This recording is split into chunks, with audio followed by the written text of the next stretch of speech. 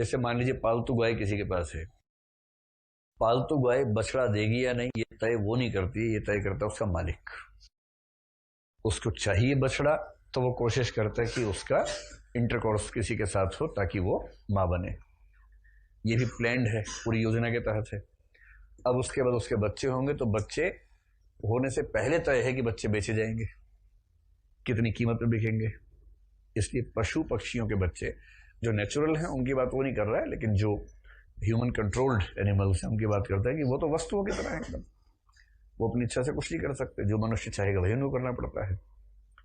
और एक बहुत प्रसिद्ध चित्र मैंने देखा, जो कंडीशनिंग होती है ना, कंडीशनिंग का मतलब किसी के दिमाग को अपने कंट्रोल में कर लेना।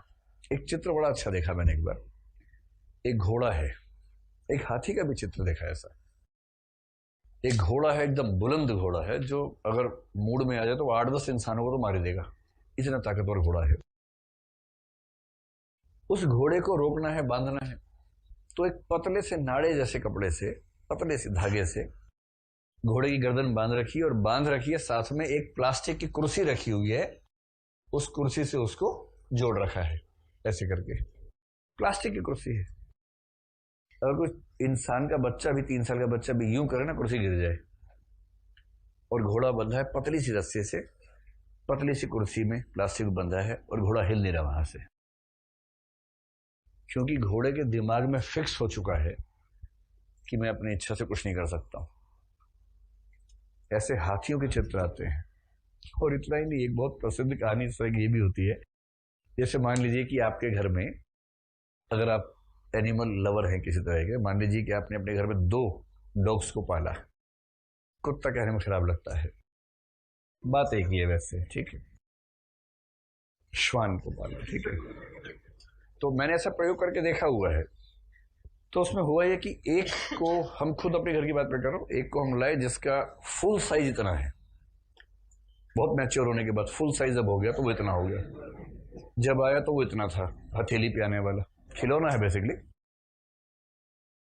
तो आ गया इतना, और धीरे धीरे फुल साइज हो गया, इतना हो गया। अब वो पे वो बहुत पीस मार खा समझते हैं, उसको लगता है कि सारी ब्रह्मांड मेरे कंट्रोल में और उसको लात पड़ जाए तो उड़ता हुआ कहाँ जाएगा उसको पता नहीं, बेचारे को, छोटा सा जीव है वो। चींटी वीटी मच्छा वच्छा देके कॉन्फिडेंस में रहता है कि मैं इन सबसे बहुत बड़ा हूं। तो उसके बाद क्या हुआ, एक बड़ा लेके आए, जो जिस दिन आया उस दिन इतना था। ऐसा ही होता है ना, बच्चा छोटा ही होता है। और जिस दिन वो आया बड़े वाला, वो इतना था, और जो छोटे वाला फुल साइज का था वो इतना था।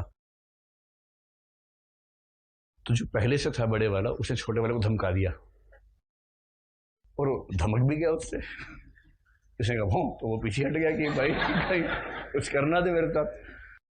तो उसके बाद से धीरे धीरे सेटलमेंट हो गई दोनों के बीच में कि ये भैया हैं, इनकी बात माननी है, ये बड़े भैया हैं। अब कुछ दिन के बाद क्या हुआ कि वो तो बड़ा होता गया, उसका तो फुल साइज अलग था, वो बड़ा होकर इतना बड़ा हो गया, वो जमीन से इतना ऊंचा। वो जब चलता था, अब तो उसकी मृत्यु हो गई, जब चलता था तो गली खाली हो जाती थी एकदम, क्योंकि उसका साइज ऐसा था, डरावना सा। लेकिन घर के अंदर दोनों का संबंध वही रहा। वो छुटकू सबसे वो भौंक रहा, और वो भीगी बिल्ली बन के बैठ जाता था एकदम कि भैया मार देंगे भैया मेरे, क्योंकि उसके दिमाग में जो छवि बनी है वो ये है कि ये मुझसे ताकतवर है। दुनिया में शोषण जो होता है ना, वो इन छवियों से होता है, इस कंडीशनिंग से होता है। कि किसकी वास्तविक शक्ति क्या है इससे कोई मतलब नहीं, आपकी कंडीशनिंग कैसे हुई ये बहुत मैटर करती है। और हम लोग का जो फ्यूचर तय होता है उसमें कंडीशनिंग की भूमिका ज्यादा है। सार्थ के अनुसार मनुष्य स्वतंत्र प्राणी है। सार्थ को आप समझाएंगे, आपको चिंता मत कीजिए, अस्तित्व आप समझेंगे। जीवन की इच्छा इतनी हावी कैसे हो जाती है कि कोई महिला वेश्या बनना तक स्वीकार कर लेती है, जबकि वह तो उसका पल पल मरने जैसा ही है ना। मल्लिका के संदर्भ में न तो उसकी मां जीवित रही, न ही कोई उसकी विशेष इच्छा। फिर वह इतना शोषण किस लिए सह रही थी, जबकि उसके आगे पीछे तो कोई नहीं था। मल्लिका की स्थिति दिखाकर मोहन राकेश क्या संकेत करना चाहते हैं? बात तो सही है, अपना अपना सोचना है भाई, कि जीवन मतलब मर जाना चाहिए ऐसी स्थिति में, या ऐसे विकल्पों को चुन लेना चाहिए, तो अपनी अपनी चॉइस का मामला है। और हम ऐसा नहीं कह सकते। अच्छा ये बताइए कि आप में से कितने लोग अपना जीवन बचाने के लिए मर्डर कर सकते हैं किसी का? अगर जीवन बचाने के लिए जरूरी हो जाए तो कितने लोग मर्डर कर देंगे आप में से? मनुष्य के वध की बात कर रहा हूँ, चींटी बच्चों की बात नहीं हो रही है।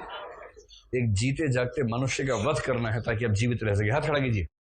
ठीक से मैं तो कर दूंगा तुरंत 1 सेकंड में, मुझे कोई दिक्कत नहीं। आप नहीं करेंगी? है नहीं? मेरा इतना मजाक बनाती है, वो भी वध से कम नहीं है। टीचर का मजाक उड़ाना भी वैसा ही अपराध माना जाता है। चलिए कोई बात नहीं। तो कितने लोग अपनी जान बचाने के लिए वध नहीं करेंगे मनुष्य का? हाथ खड़ा करें जरा, उनसे इंटरव्यू लेते हैं कुछ लोगों का। ठीक से करो, डर क्यों रहे हो? नहीं करेंगे जो? अरे बहुत सारे थे, कहाँ चले गए? मिल ही नहीं रहे। आप पक्का नहीं करेंगे चाहे कुछ भी हो जाए? पक्का? चलो कोई बात नहीं। होगा नहीं? नहीं हो जाएगा। जब अपनी जान बचाने की नौबत आती है ना तब हो जाता है। कई चीजें इंस्टिंक्ट से समझ में आती हैं, उसके लिए किताब पढ़ने की जरूरत नहीं होती कि हत्या कैसे करें, किताब लेके आए पहले उसके लिए, ऐसा थोड़ा ना होता है। वो तो उस समय अचानक जो हथौड़ी वथौड़ी मिली, पत्थर वत्थर मिला, वही पटक पटक के मारा और काम हो गया। तो मैं ये कहना चाह रहा हूं कि अपना जीवन बचाने के लिए जब किसी मनुष्य का वध करना भी हम नैतिक मानते हैं, कम से कम अनैतिक तो नहीं मानते हैं, तो अपना जीवन बचाने के लिए अपनी देह का समझौता कर लेना किसी के वध की तुलना में तो कम ही अनैतिक है। मतलब मेरी समझ तो ये कहती है कि अगर आपने किसी की हत्या नहीं की और अपने साथ समझौता किया तो ये उतना अनैतिक कैसे माने जब आप मनुष्य के वध को नैतिक मानने को तैयार है। तो मेरा कहना यह है कि जिसने भी लिखा है ना, अपने नैतिक मूल्यों को थोपिए मत बाकियों पर। सबकी अपनी अपनी सोच है, ऐसा क्या है।